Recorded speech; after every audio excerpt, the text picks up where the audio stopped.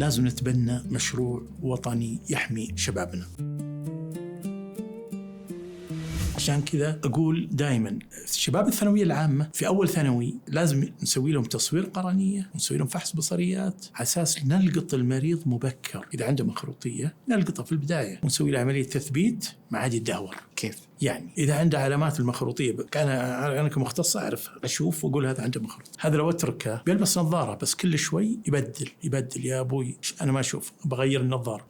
توني شاري لك إياه من 3-4 شهور. الولد مسكين جالس المقاس يلعب ما يتغير. فأنت إيش بتسوي؟ ترى الطبيب هنا دوره يثبت القرنية بعملية اسمها كروس لينك أو نسوي فيتامين على العين ونسوي أشعة فوق البنفسجية وخلاص المقاس يثبت ما عاد ينزل. لكن مو تصحيح، أنا ثبت على الموجود. والنتيجة تأخذ كم؟ 7 سنوات غالبا، لكن أغلب اللي سواه استفادوا. تمام. فهذه يعني لكن لو إحنا لقطناهم من الثانوية، المرض يبدأ في الثانوية، في معظم الناس يبدأ في الثانوية. فهذه يعني أنا إن شاء الله أسعى لمشروع وطني لهذا الكشف المبكر عن القرنية المخروطية.